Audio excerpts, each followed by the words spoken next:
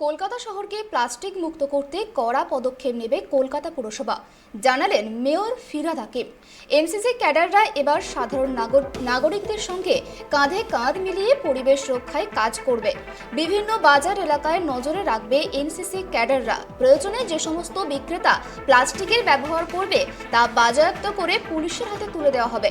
Plastic মুক্ত করতে কোনো রকম সমঝোতা করা হবে না বলেও জানিয়ে দিলেন mayor Firhad Hakim. Vigilant officers against use of thin plastics. তারা আমার সাড়া দিয়েছে, সব শহরের সব বাজারে বাজারে এনসিসি করবে। আজকে আমরা শুরু করলাম।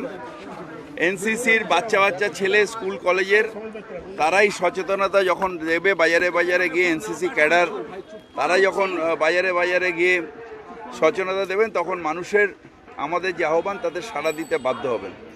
তার কারণ মানুষ লজ্জা পাবে যে সমাজে যখন বাচ্চা ছেলেমেয়েরা এনসিসির ক্যাডাররা তারা এসে অনুরোধ করছে, অথচ আমরা সমাজের একটুও দায়িত্ব নেব না। পাতলা প্লাস্টিক কিনবো, ফেলে দেবো, ড্রেন জাম হবে, পরিবেশ দূষণ হবে, আর তারপর বলবো কর্পোরেশন কিছু করছে না। এই যে দায়ে চাপানো, এটা তার নাগরিকেরও দায়িত্ব যে আমার যে কর্তব্য, যে এখন যখন এনভায়রনমেন্ট পাতলা প্লাস্টিক ইউজ বন্ধ করেছে, তখন আমরা 75 মাইক্রনের নিচে প্লাস্টিক ইউজ করব না। সেটার ভিজিল্যান্ট অফিসার হিসেবে এনসিসি ক্যাডাররা বাংলার প্রত্যেকটা বাজারে যাবে এবং সেখানে বিশেষ করে কলকাতার প্রত্যেকটা বাজারে যাবে এবং সেখানে গিয়ে মানুষকে সচেতন করবে।